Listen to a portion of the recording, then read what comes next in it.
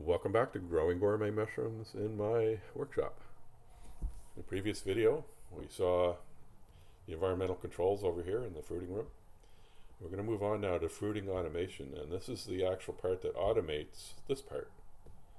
So we have it turned on right now, automatic control is turned on, and we're just sitting here idle right now because the environmentals are within acceptable parameters.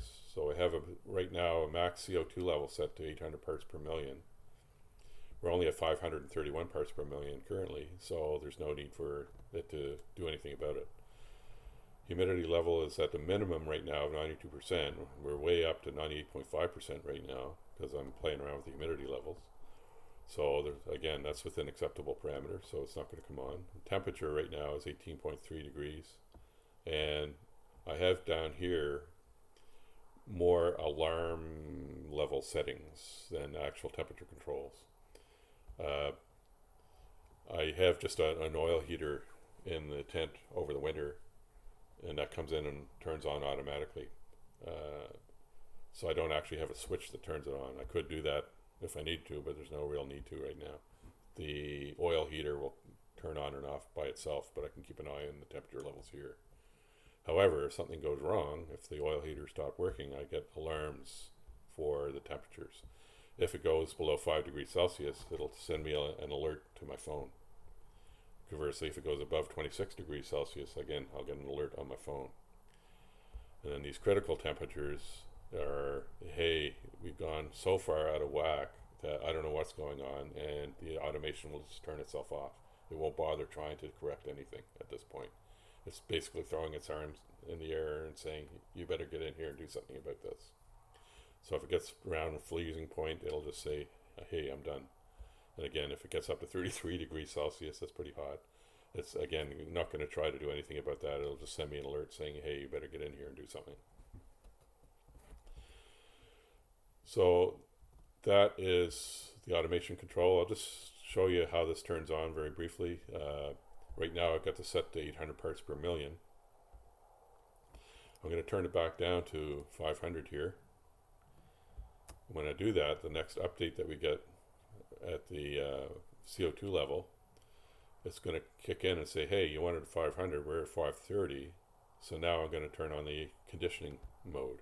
So it's now conditioning, and the fan switch is turned on, damper switch is turned off. And right now, what it's going to do is try to bring that CO2 level down to about 450. It does that every time this comes on. Whatever level I have set here, it will reduce the CO2 level within the tent to around 450 or so, and not stop until it hits that point. So this is going to take several minutes at this point for this to turn back off again. I have the automation set up to try to get it around 450, but it also has that tweaked a bit. In other words, if the CO2 levels are plummeting and it's having a great effect, it'll just continue right on and try to lower that down as far as it can. If it's struggling for whatever reason, trying to get it below 450, it'll say, well, 450 is acceptable, I'll turn it off. That's why I say it's around 450 or so. But I'll see it sometimes get down to 430, 420.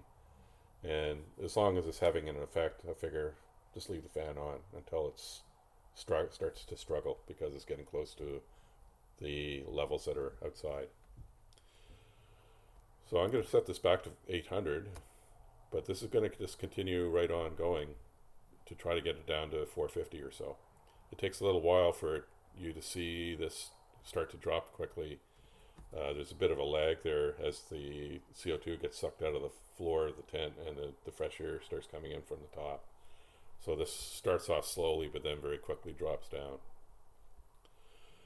I'm going to manually turn off this thing, and we're going to go back down to an off state, and then I'll turn it back on, and we'll sit back to idle again, because again, these parameters are within acceptable limits.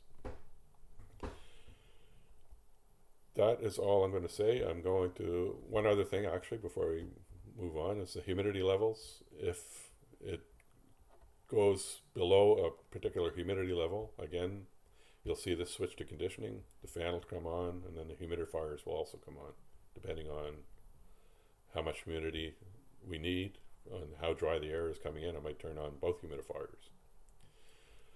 And that is all we're going to do for this video. And I will talk a little bit about the manual control over here on the next one. Hopefully we'll see you there.